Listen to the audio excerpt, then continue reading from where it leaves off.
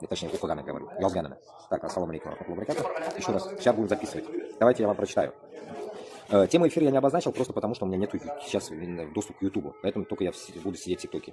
Написано на узбекском, ну, постараемся, ну, максимально попробую перевести.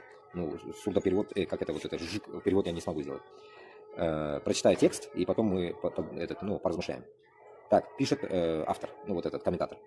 Andijonda o'z xalqini qo'lida quroli yo'q oddiy xalqni avtomatdan otib o'ltirishiga buyruq bergan 21-asrning Qonxur NG не знаю, NG Qonxur prezidenti nomini berib Karimovni Yevropaga kirishiga man qilindi.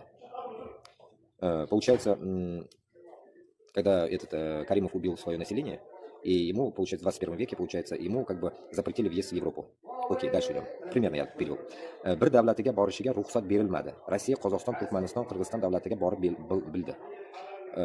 По тем, которые я перечислил государствам, он мог поездить. Bu gap OOMda assambleyasida bo'lganimni ko'rib o'tirdim. Криминальная хроникада.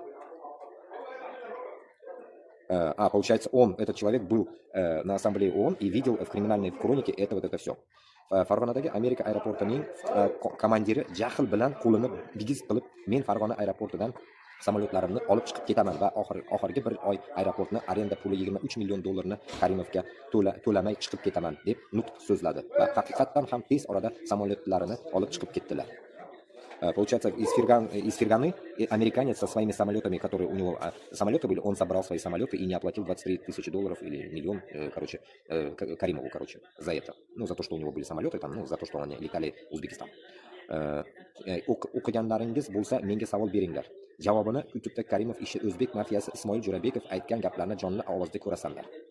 Bittangizga ham javob yozmayman. Lotinchada o'qigan Karimovning qurmuridlari bilan gaplashish befoyda. Ahmoqona kommentlarni o'qib jahlim turib ketganidan yozmoqdaman. Xo'p, xayr. На самом деле, то меня келишаман, я многие комментарии удалял, я дурсу на этом заебался удалять эти комментарии. Как это, блядь, узбеки, если куда-нибудь зайдут, реально, это супер, это хорошо, ну как саранча, ебать комментарии, блядь, скита шашада, блядь, нахуй.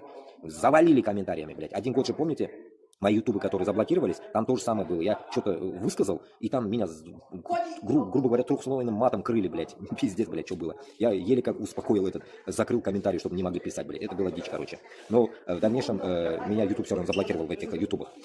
Ну, суть, очень правильные слова. Мен Андижонна bo'lganim uchun men bundan 100% kelishaman. Но то, что он знает, я не знаю, что он знает. Но то, что я знаю сам, как говорится.